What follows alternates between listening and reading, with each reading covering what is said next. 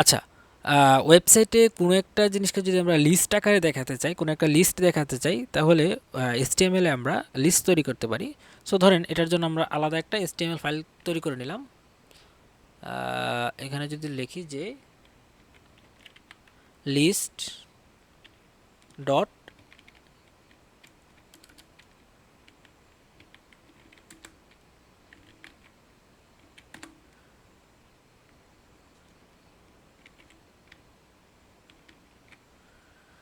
So এই ফাইলটা হচ্ছে ভিএস কোড দিয়ে আমরা ওপেন করে নিলাম। হ্যাঁ, এই লিস্ট ডট HTML। সো বডির ভিতরে আমরা কোড লিখবো আর কি। হ্যাঁ, লিস্টের জন্য আমরা কোড লিখবো।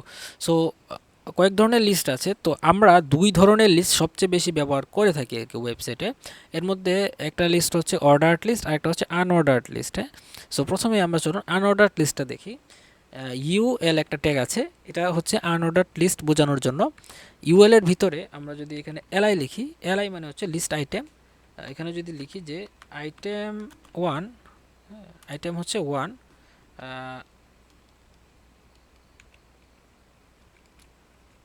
আচ্ছা এটা দিলাম হচ্ছে আইটেম টু, এটা দিলাম আইটেম থ্রি, এটা দিলাম আইটেম ফোর। সো আমরা হচ্ছে চারটা আইটেম নিয়ে আসলাম আর একটা লিস্ট আকারে দেখাচ্ছি আর কি। হ্যাঁ, তো ওয়েবসাইটে কোনো জিনিস যদি আমরা লিস্ট আকারে দেখাতে চাই সেগুলো বিভিন্ন নাম হতে পারে, কোনো বইয়ের নাম হতে পারে, পার্সনের নাম হতে পারে।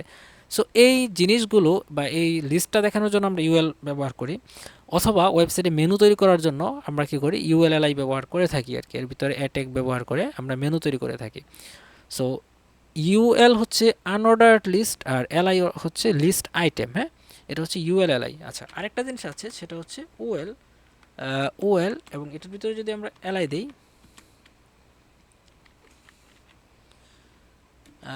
আইটেম দিলাম আর কি। হ্যাঁ, আইটেম। আচ্ছা, হ্যাঁ, তারপরে আমি যতগুলো বড় করব অটোমেটিক্যালি সে কী করবে, এক একটা অর্ডার তৈরি করবে। Two three four five. হ্যাঁ, আমি যতগুলো ক্রিয়েট করব, আমি কিন্তু এখানে টু থ্রি ফোর ফাইভ এগুলো লিখি নাই আর কি। সো না লিখলেও কিন্তু সে অটোমেটিক এখানে অ্যাড করে দিচ্ছে। সো যার কারণে এটার নাম হচ্ছে অর্ডার লিস্ট। এখানে যে আমরা একটু কমেন্টটা যদি একটু প্র্যাকটিস করি, যে কমেন্ট দিলাম কন্ট্রোল স্ল্যাশ দিয়ে, এখানে যদি লিখি যে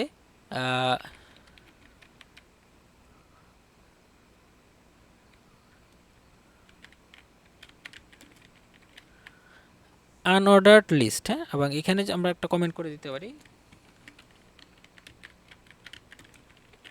অর্ডার্ড লিস্ট। সো কমেন্টগুলো মূলত এই ধরনের কাজে ব্যবহার হয়ে থাকে। যে ডেভেলপার যখন কোনো ডেভেলপার যখন এই কোডটাতে কাজ করবে, সে যেন খুব ইজিলি বুঝতে পারে আর কি। হ্যাঁ, তো এই হচ্ছে একটা হচ্ছে ইউএল আর একটা হচ্ছে এলআই। এলআই মানে হচ্ছে লিস্ট আইটেম, আর ইউএল মানে হচ্ছে অর্ডার্ড লিস্ট, আর ইউএল হচ্ছে আনঅর্ডার্ড লিস্ট।